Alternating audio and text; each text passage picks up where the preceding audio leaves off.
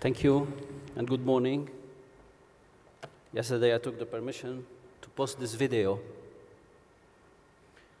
just to tell you a different good morning full of hope, of colors, of brightness. And I hope what we are living today and wish you a bright morning before my speech. Ladies and gentlemen, distinguished guests, it's an honor to stand here today as a Lebanese minister addressing the prestigious summit hosted in the great city of Istanbul. I extend my sincere gratitude to the Republic of Turkey for graciously hosting this event, underscoring their unwavering commitment to advancing the frontiers of media excellence.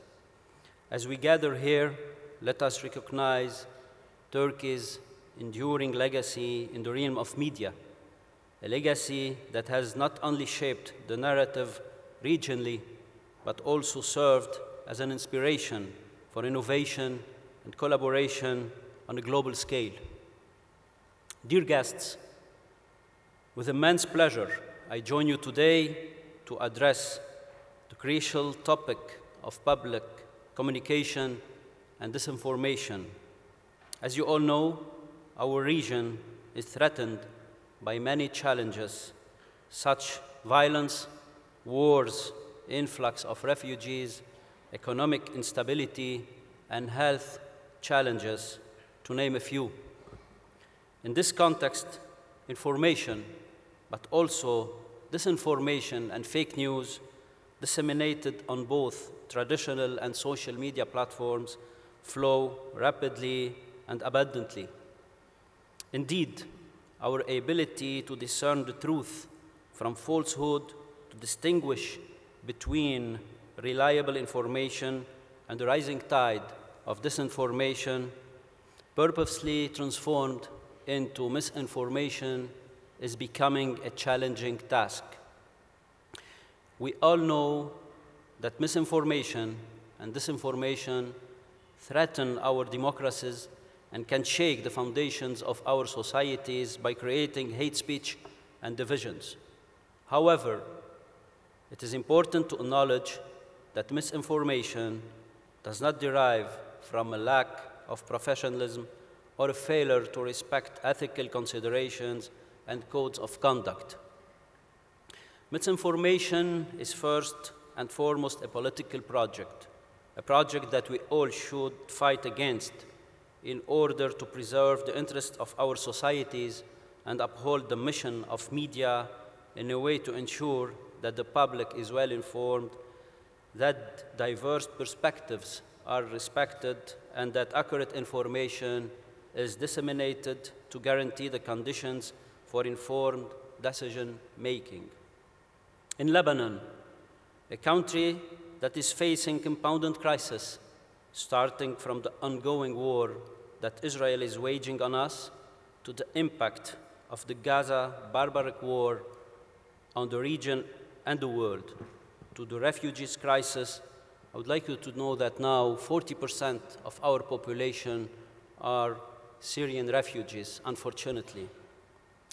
To internal sectarian tensions, misinformation poses a significant threat to the fabric of our society and to our social cohesion. Therefore, I would like to share with you the pillars of a strategy we have been developing at the Ministry of Information in order to prevent as much as possible the consumption of fake news and mitigate their negative repercussions on citizens. The strategy aims to cultivate the culture of professionalism, critical thinking, and media literacy. The first pillar is related to the legislative framework. We have recently concluded the comprehensive consultation process based on which we drafted a new media law with the support of UNESCO's regional office in Beirut. The law's philosophy departs from the idea that in order for journalists to stand up for the truth, to share verified information, and counter the spread of fake news, they should enjoy the necessary freedom and the right to access information. If this freedom is compromised, their outputs to produce reliable sources will be altered. Fighting misinformation requires freedom of speech. The second pillar is the one related to professionalism. In partnership with several international and non-profit organizations, we strive to conduct regular conferences and media training programs and workshops for journalists to ensure that the information we share is accurate, verified, and ultimately serves the public interest. In this strategy, we train journalists to be able to discern credible sources from dubious ones and to fact-check information. Fighting misinformation requires professionalism.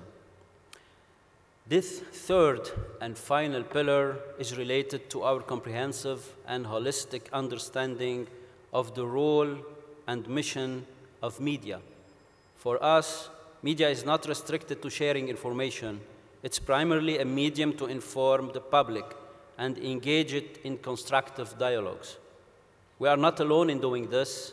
The field of media is populated by several actors, whether private channels and platforms, or normal citizens using social media platforms. Fighting misinformation is mostly about rendering media an open space where everyone feels equals to have a say without threats, intimidation, of judgment. Ladies and gentlemen, our mission cannot be achieved and fully materialized without developing a methodological approach to fight disinformation and misinformation. I would like to flag up two values or positions that will further consolidate our position in achieving this mission. The first is the need to fight misinformation with information, and the second is to fight disinformation by seeking the truth. How do we fight misinformation with information? As you know, information can sometimes be misleading, but also harmful. Censorship is never enough, or the ideal measure or policy, specifically at times when social media is almost uncontrollable and therefore unaccountable. In fact, we need to fight disinformation with information where we encourage alternative and reliable information to counter the content of fake information. Like this, we are abiding the principles of democratic media where citizens, consumers of disinformation, expose and are exposed to the truth and correct information. Second, how do we fight disinformation by seeking the truth? It is by encouraging, empowering, and most importantly, protecting journalists to do so. In this occasion, I cannot forget the journalists who were intentionally targeted and assassinated recently by Israel in South Lebanon.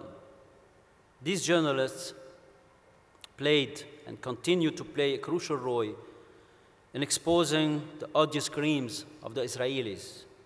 They are the truth seekers. They are the courageous ones who stand on the front lines. They are not armed with weapons, but with a commitment to uncovering the truth and disseminating it to the world.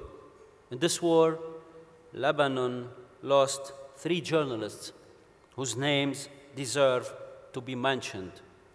Issam Abdallah, 37 years, Rabi' Ma'mari, 44 years, and Farah Umar, 25 years. Adding to this, Israel has burned 5 million square meters of cultivated areas in South Lebanon and displaced 50,000 citizens far away from their homes. Here comes my first message to you. It is our shared and collective responsibility to condemn the killing of journalists. We all should work tirelessly as governments, international organizations, and individuals to create an environment where journalists can operate safely, free from the threat of violence. In light of this, I would like to remind you that the Lebanese government have already submitted 2 complaints to the UN Security Council over Israel's deliberate killing of the Lebanese journalists. I would like to take this occasion to ask you all to join us in condemning the Israeli crimes against them. Ladies and gentlemen, let us emerge from this conference with a resolute and tangible solutions to elevate our collective fight against hate speech. This imperative extends beyond the confines of this room. Now, I bring forth my second message for your consideration. Let's enlist diverse allies in our cause. Reach out to community groups battling intolerance in our nations. Engage the youth who shape our shared destiny, and implore technology and social media entities to curb hate speech on their platforms. Governments and political parties, too, must be vigilant against divisive narratives. Dear distinguished guests, before I conclude, let me share with you that Beirut has become designated as the capital of Arab media for 2023.